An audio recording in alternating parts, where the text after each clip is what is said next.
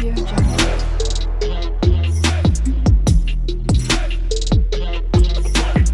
Audio Jungle.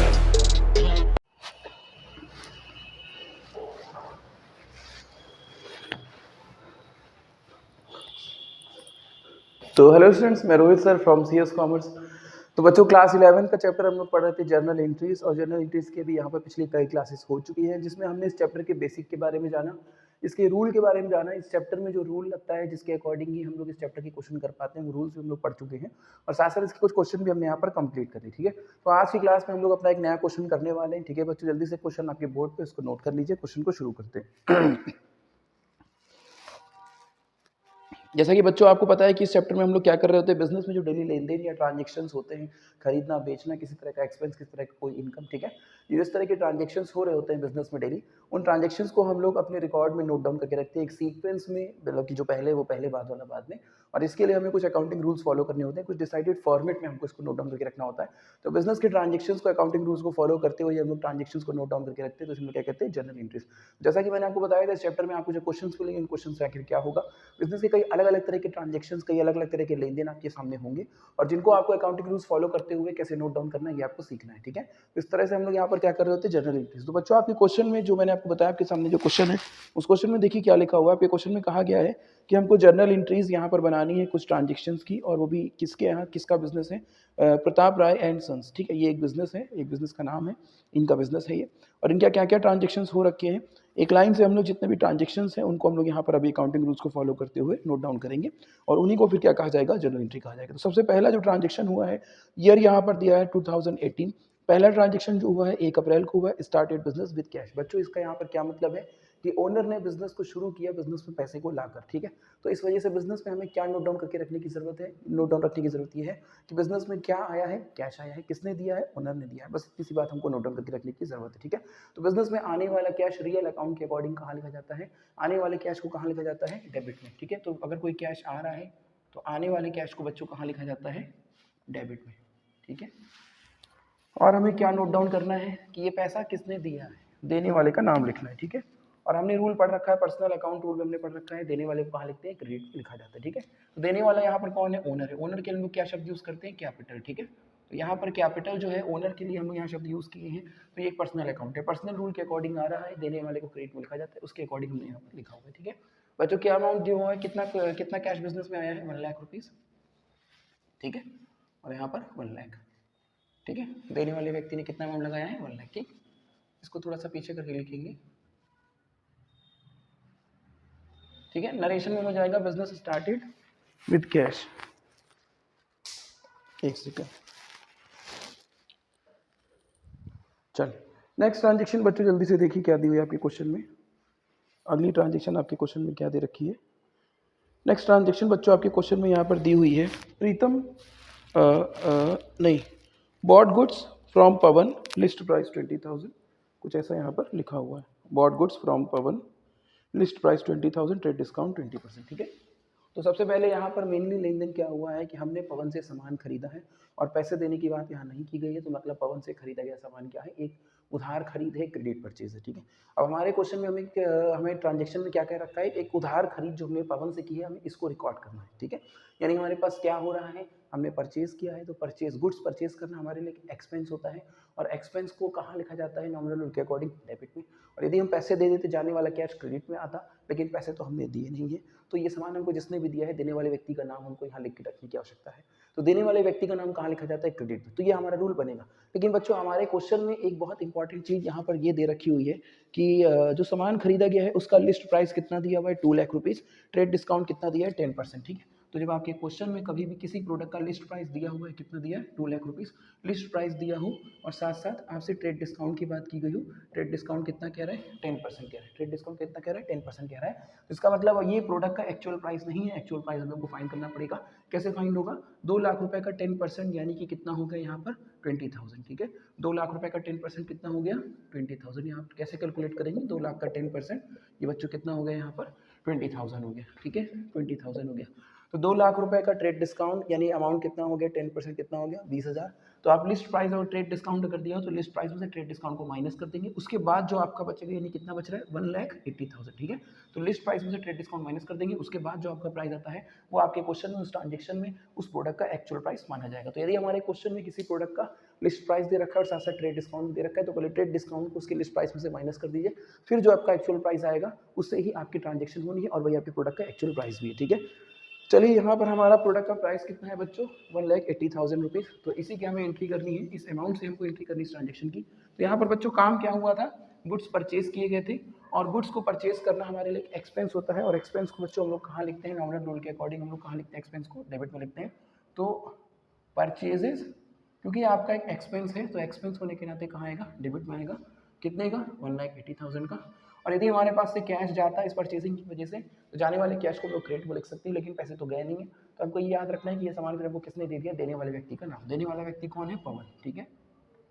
हमने यहाँ पर पवन लिख लिया और इस तरह से पवन हमारे प्रति कितने रुपए से लायबल हो गए हैं, 1,80,000। किसी व्यक्ति का नाम अगर क्रेडिट में लिखा हुआ है, किसी पर्सन का नाम, तो इसके आप दो तरह से आप इसको समझ सकते हो। इस व्यक्ति ने हमें तो ये कुछ दिया होगा और या तो फिर ये व्यक्ति हमारे प्रति लायबल हो गया, मतलब इस व्यक्ति को हमें पेमेंट करना पड़ेगा, ठीक है।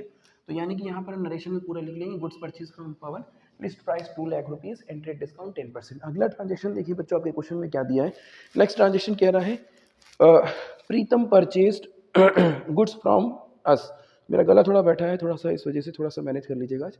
प्रीतम परचेज गुड्स फ्रॉम अस, मतलब प्रीतम है जिन्होंने हमसे सामान खरीदा हुआ है, यानी कि हमने क्या किया है, हमने तो बेचा है, ठीक है।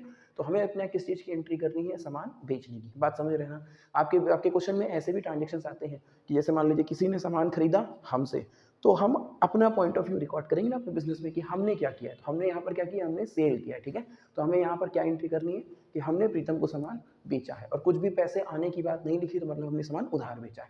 तो यानी कुल मिला के हमें किस चीज़ की एंट्री करनी है कि हमारे यहाँ से एक सेल हुआ है, ठीक है, और पैसे आए नहीं, तो ये किसको मिला है जाके सामान, ये सामान किसको हमने बेचा है, पाने वाले व्यक्ति का नाम लिखना है, ठीक है।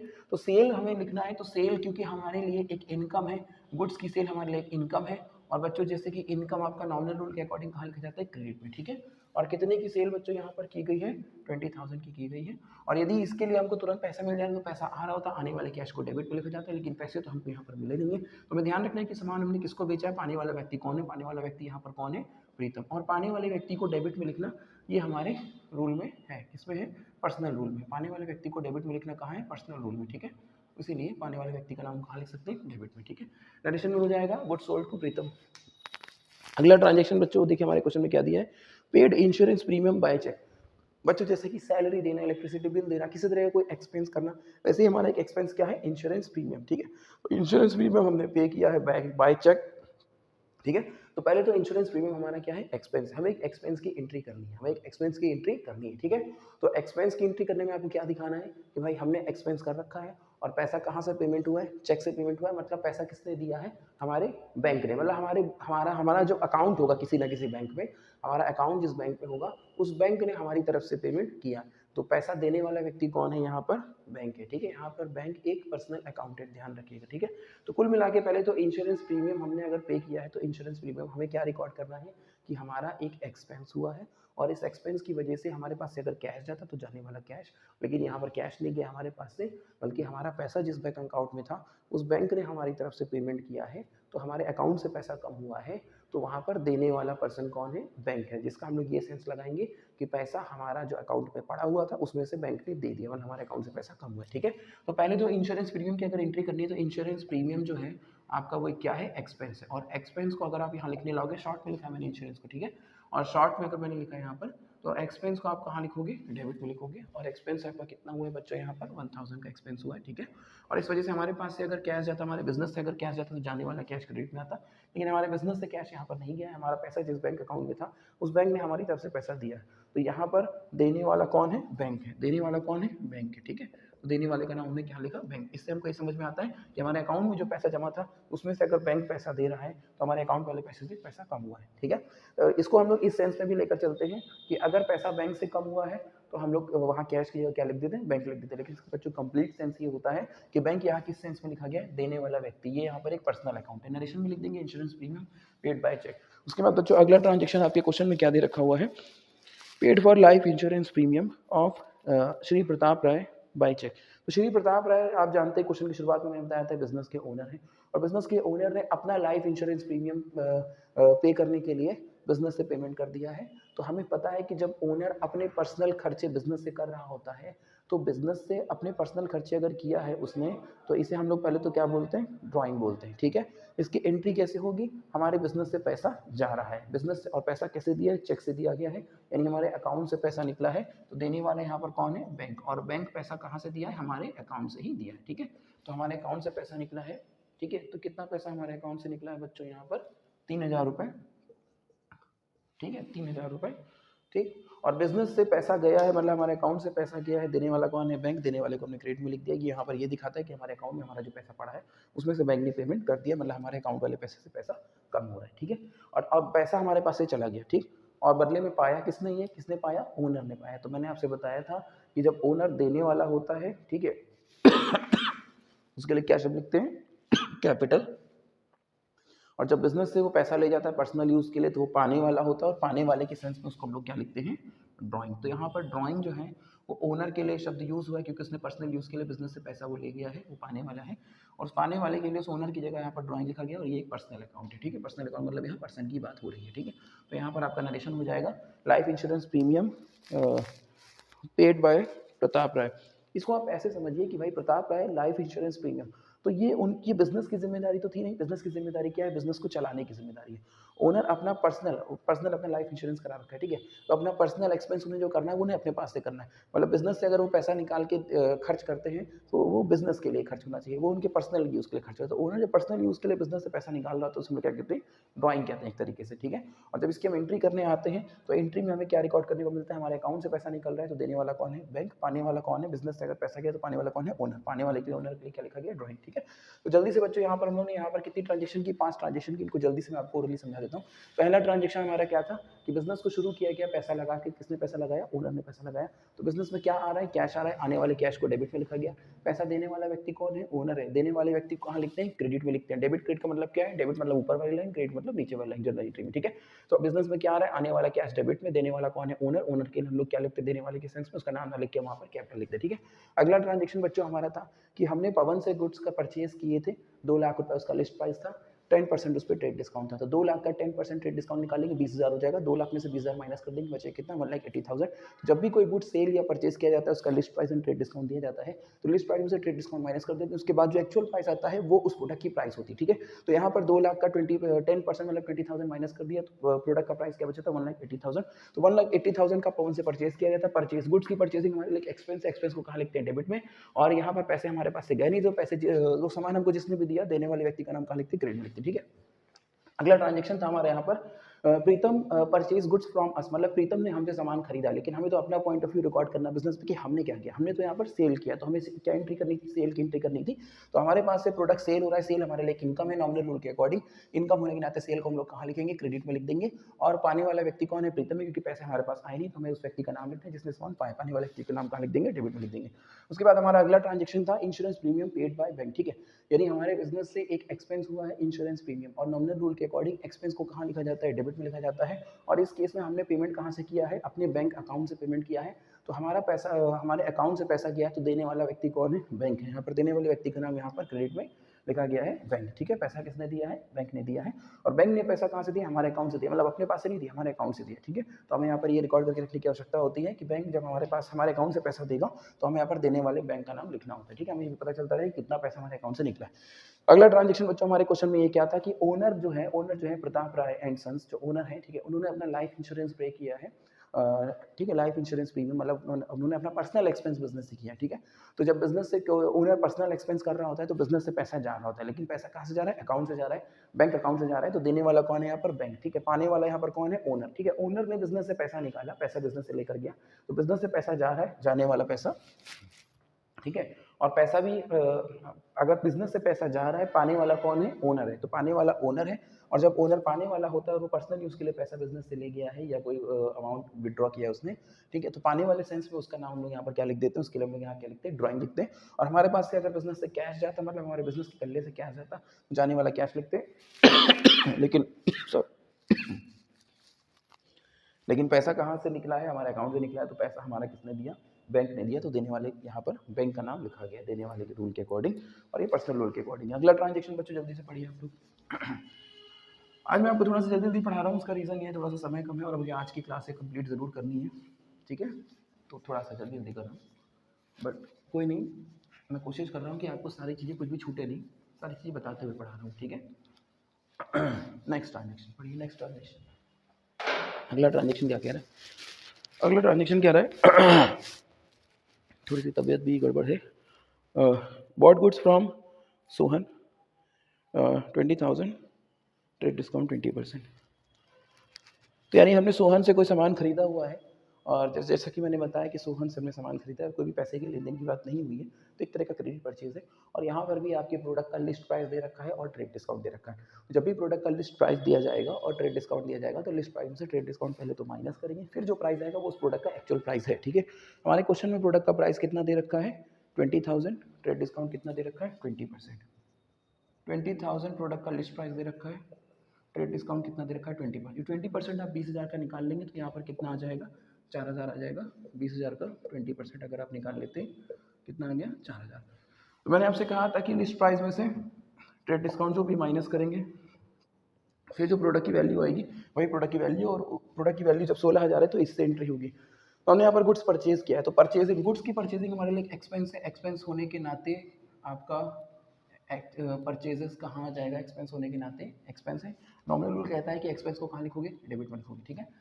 बदले में पैसे हमने दिए नहीं है, तो इस सामान हमको जिसने भी दिया है, पाने वाले व्यक्ति का नाम, सॉरी, देने वाले व्यक्ति का नाम आएगा क्रेडिट में। देने वाला व्यक्ति यहाँ पर कौन है, सोहन है, ठीक है, सोहन। नाम के साथ अकाउंट लगाना है तो एपोस्ट्रोफी लगाना होता है। नरेशन की पूरी बात लिख देंगे, goods purchase from Sohan, list price 20,000, trade discount 20%, paid to Sohan. अब हमने सोहन से 16,000 रुपये का सामान खरीदा है, उधार खरीदा है, तो अगली ट्रांजेक्शन कह रही है कि हम उसको 12,000 रुपये दे रहे हैं, और हमारे पास कैश जा रहा है।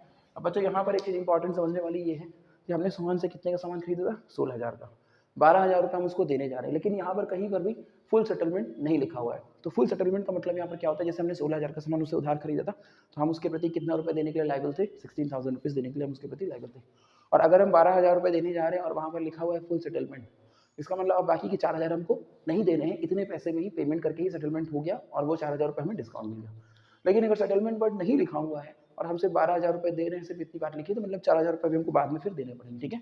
तो यहाँ पर सेटलमेंट की बात नहीं लिखी हुई है, तो खाली हमारे पास से कैश जा रहा है। जाने वाला कैश कहाँ लिखा जाता है बच्चों, क्रेडिट में लिखा जाता है, बदले में कुछ आ रहा नहीं। तो पाने वाला व्यक्ति कौन है, सोहन, तो पाने वाले व्यक्ति का नाम कहाँ लिखा जाता है, डेबिट में, ठीक है। नाम के साथ अकाउंट लगाना है अगर, तो एपोस्ट्रोफी एस, यहाँ नरेशन हो जाएगा कि कैश गिवन टू सोहन। अगला क्या है, नेक्स्ट क्या है बच्चों हमारा, नेक्स्ट कह रहा है paid wages, advertisement expense and salary, यानी कि तीनों ही खर्चे हैं, ठीक है, तीनों ही खर्चे, तीनों एक ही डेट पे हुए हैं, तो हमें इनकी एंट्री एक बार में करनी होगी। ऐसा नहीं कि आप सैलरी की एंट्री अलग करें और वेजेस की अलग करें, एडवर्टीजमेंट एक्सपेंस की अलग करें। तो अगर एक ही डेट पर हमारे कई ट्रांजेक्शन दे रखे तो सबकी ट्रांजेक्शन की एंट्री एक साथ हमें करनी होती है, ठीक है। इसे क्या कहते हैं, हम कंपाउंड एंट्री कहते हैं। देखिए तीन खर्चे हैं, तीनों ही खर्चे हैं ना, तो एक्सपेंसेस कहाँ लिखे जाते हैं, डेबिट में। तीनों ही खर्चे हैं, तीनों ही खर्चे हैं, वेजेस, सैलरी और एडवर्टीजमेंट एक्सपेंस, तीनों ही खर्चे हैं, और तीनों खर्चों की एंट्री एक साथ अगर करनी कोई बड़ी बात नहीं है, तीनों ही खर्चे हैं। खर्चों के नाम कहाँ लिखे जाते हैं अगर उनकी एंट्री करनी, खर्चों के नाम लिखे जाते हैं बच्चों कहाँ, डेबिट में, ठीक है। Wages account debit, salaries account debit, मैंने यहाँ शॉर्ट में लिख दिया है।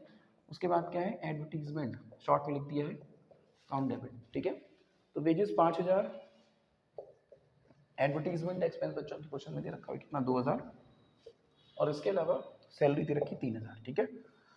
तीनों ही खर्चे हैं, तीनों खर्चों की एंट्री कैसे होती है, चाहे एक हो या 10 हो, वहाँ पर एक्सपेंसेस को अगर एक साथ करनी है तो एक्सपेंसेस को कहाँ लिखते हैं हम, डेबिट में लिखते हैं। उस एक्सपेंस की वजह से हमारे पास से जो भी जा रहा है, क्या जा रहा है, कैश, जाने वाला कैश कहाँ जाएगा, क्रेडिट में, ठीक है।